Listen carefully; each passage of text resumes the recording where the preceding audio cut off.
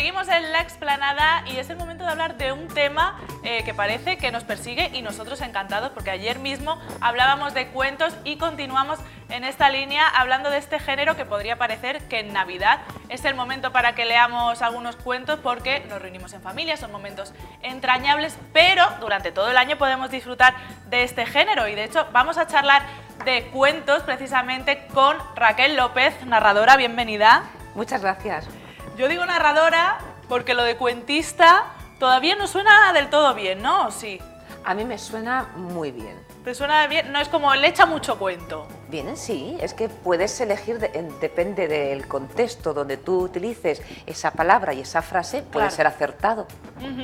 Pero cuentista, el diccionario lo dice perfectamente. Contadora de cuentos. Contadora de historias. De historias, vale. O de cuentos, sí, sí, claro. Podría ser. De hecho, has venido aquí con una representación, digamos, escueta, porque el espacio no da para mucho, de estos cuentos que tú te encargas de hacer llegar desde varios proyectos, pero si te parece nos vamos a centrar en la gente joven, en los colegios, donde tú un día, motivada por qué, decidiste poner en marcha este proyecto de contadora de cuentos. Bueno, más que un proyecto como narradora, como cuentista, es una profesión. Llega un momento en el que la vida te lleva, porque no es que un buen día te levantas y dices, quiero ser tal. Claro. Puede ocurrir en ciertas profesiones, pero a mí la vida me fue llevando hacia el mundo de la narración. No iba mal encaminada. Vale. No iba mal encaminada. Tú ya apuntabas maneras. Sí, yo ya apuntaba maneras. Y entonces, bueno, cuando yo empiezo profesionalmente a dedicarme a contar cuentos, leyendas y alguna que otra historia de verdad, a mí me gusta el público juvenil.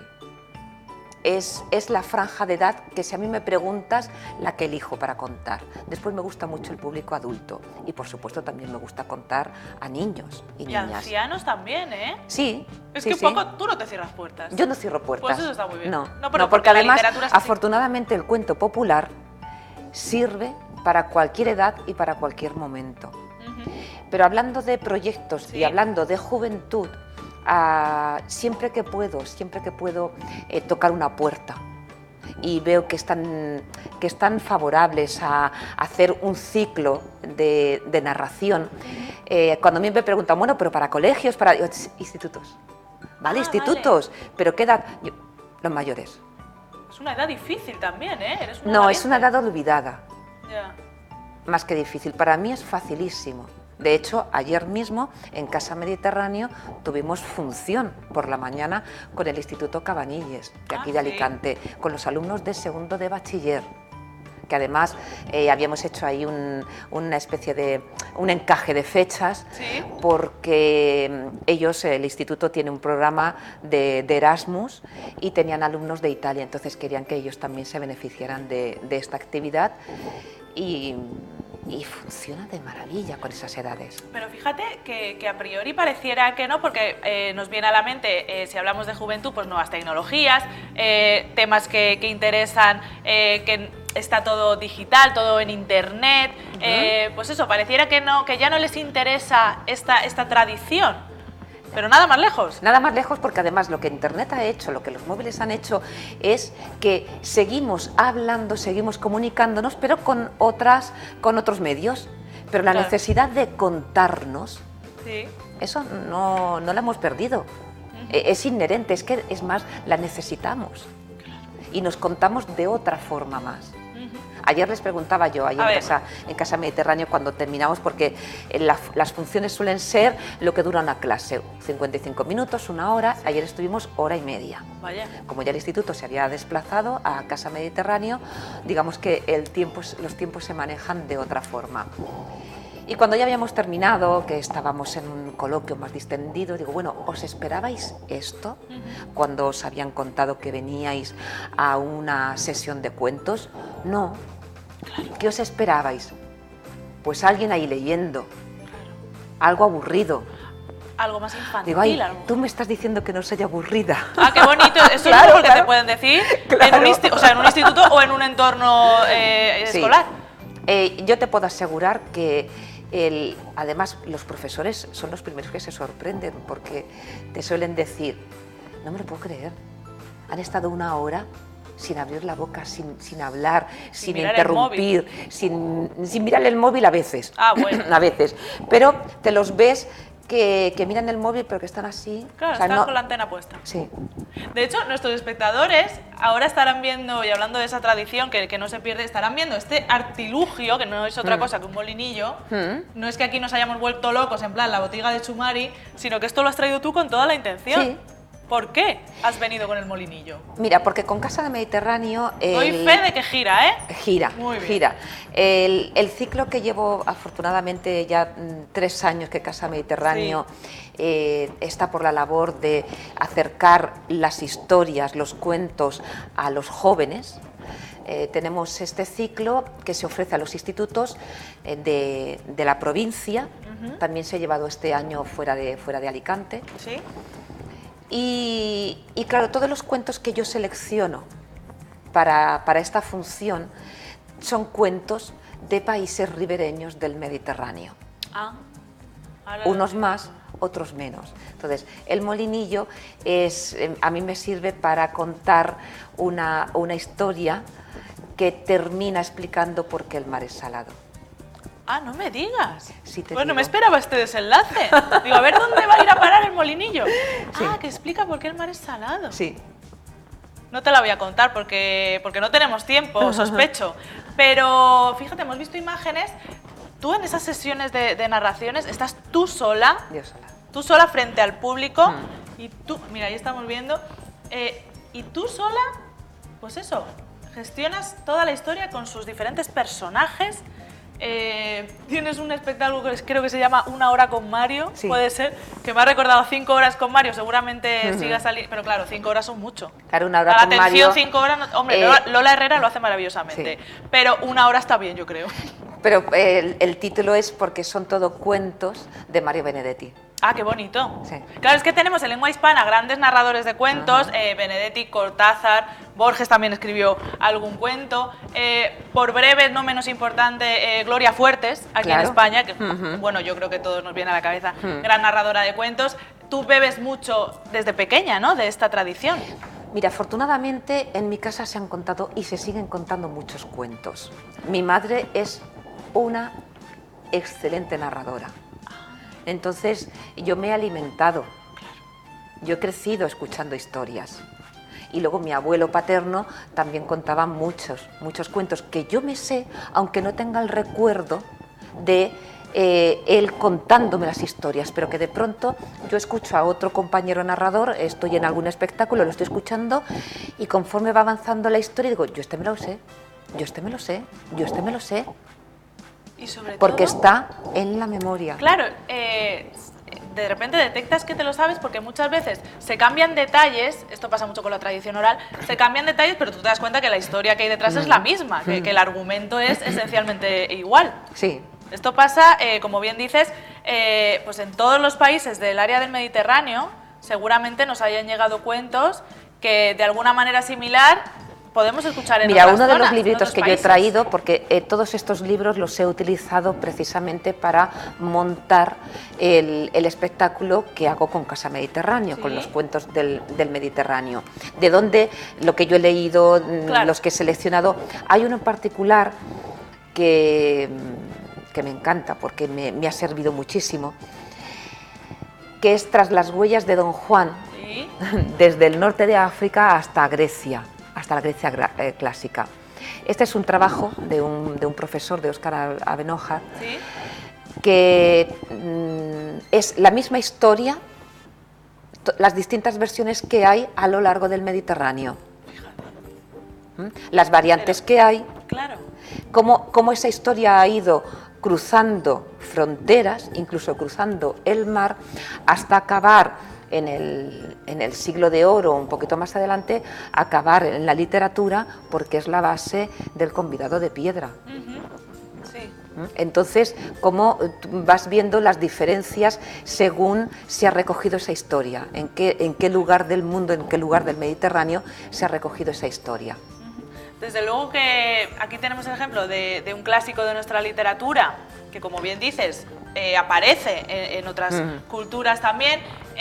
Hay libros que podría pensarse que están destinados al público infantil, pero no necesariamente.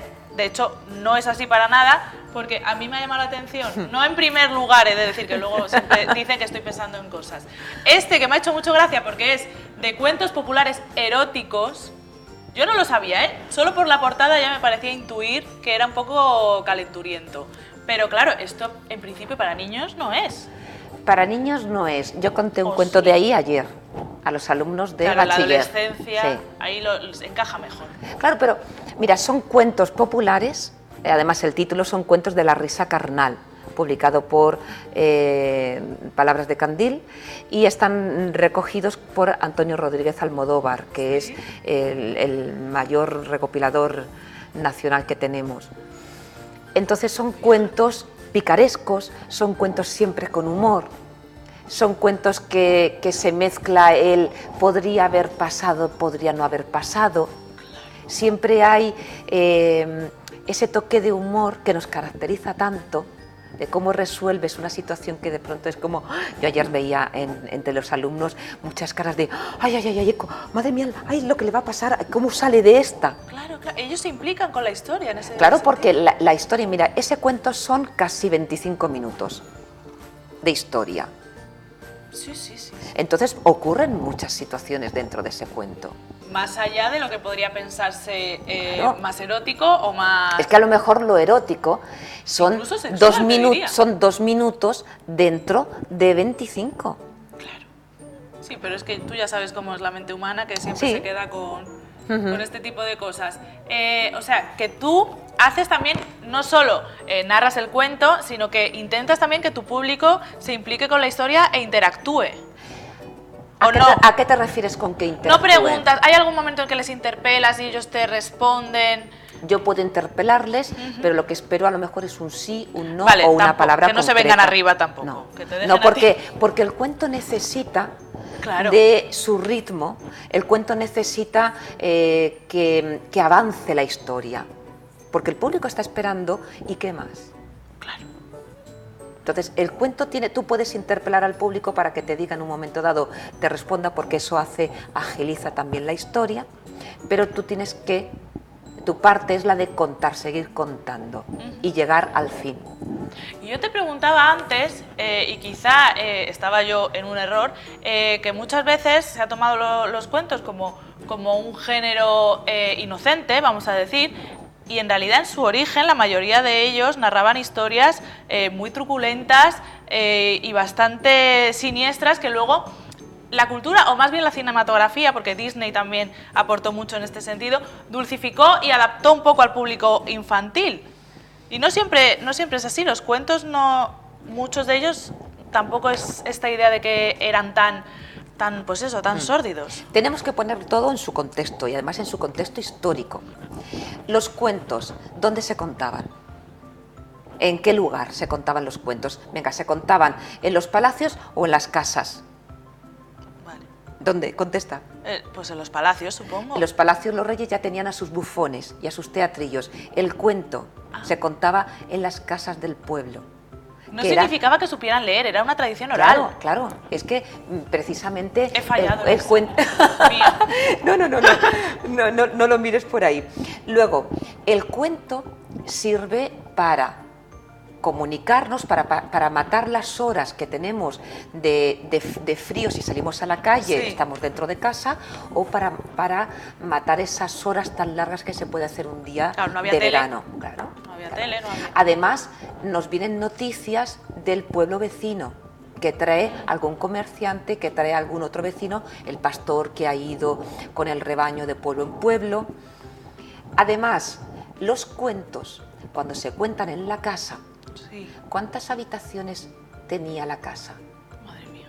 Pero si no sabía la pregunta de antes, ¿cómo voy a saber esta? Pues Claro. tendría pocas, a lo mejor. Tendría pocas, Ah, probablemente mira. tenía una sola estancia, o como mucho 2. Entonces, si esa casa estaba llena de niños, hace 200, 300, 400, 1000 años, Sí. el adulto que se ponía a contar otra historia que había pasado en el pueblo de al lado, y que se la iba a contar a su vecino que estaba descascarillando mazorcas en la mesa, se le estaba contando al vecino, que también era un adulto, pero al niño no le podías decir vete a tu habitación, Claro, porque el estaba niño no allí. tenía habitación. Ahí no había secretos. No, entonces el niño, si no querían que lo mandaran a dormir, callaico, escuchaba. ¿Qué ocurre? Que cuando el cuento popular pasa al libro, quien se escandaliza no es el niño que lo lee, porque el niño no lo lee. ¿Quién compra el libro? La gente. Que tiene dinero. Claro. Y la gente que tiene dinero, que sabe leer. Claro. Y esa gente que tiene dinero y que sabe leer, las manos no las tiene llenas de callos. No. Entonces, esa es la gente burguesa, que empieza a comprar las historias que se publican, es la que se escandaliza. El campesino y los hijos del campesino no se escandalizan, Fíjate. porque están hartos de ayudarle a su padre o a su abuelo a cogerle las patas al conejo para despellejarlo y después echarlo en el guiso. Es verdad. Claro. Pero el hijo del burgués, La sensibilidad es diferente. claro, el hijo del burgués, ¡ay! Claro. Y entonces las siguientes versiones de esos libros se dulcifican, pero ¿por qué es el burgués el que se escandaliza? Y se cambian los finales, pero los finales que al final los finales salvan vidas. Porque si el lobo se come a Caperucita o se come a los 2 cerditos menos al último, que es más listo, Sí. ahí, sin necesidad de moraleja, tú ya tienes unas posibles soluciones a problemas de tu vida de hoy, de mañana o de pasado. Eso siempre acompañado no solo de un cuento, sino de cientos y cientos de cuentos que unos terminan de una forma y otros terminan de otra forma. Claro, porque esto es consustancial al cuento, ¿no? La idea de moraleja. ¿O no tiene por qué? La idea de moraleja es, también tenemos que ponerla en su contexto histórico. Nosotros como Claro. humanos ha habido periodos en nuestra historia que ha sido muy moralista. Y entonces el cuento también se impregnaba de esa moral, pero que impregnaba toda la sociedad. Pues la verdad es que es apasionante escucharte, Raquel. Yo ya hubiese estado horas sin quitar la mirada de lo que nos estás contando, pero no tenemos más tiempo en televisión. Ya sabes que los tiempos son cortos. Gracias por haber venido. Muchas gracias a ti. Me quedo con la duda de saber por qué el mar es salado. Bueno, luego me lo Necesitamos cuen- 15 minutos más para que yo te cuente esa historia. Vale, pues esto hay que organizarlo porque si no, no voy a poder dormir toda la noche. Gracias por haber venido. Muchas gracias Por a ti. cierto, recomendamos a todo el mundo que si quiere conocer nuevas citas que tengas u otras actividades organizadas, ya no solo en Casa Mediterráneo, sino en colegios, puede hacerlo en tu blog. Sí, Si pones Raquel López, raquellopez.com con una sola L. Vale. Ahí está la agenda de por dónde estoy. Si o sea que estoy es por Alicante. Raquel López. Raquel López. Raquel López, vale. Sí. Ahí aparece la gente. Aparece por dónde estoy. Muy bien, pues muchísimas gracias por haber Gracias venido a ti. a la explanada, un placer charlar contigo. Vamos a hacer una breve pausa y enseguida recibimos a Vero McLean. No os vayáis.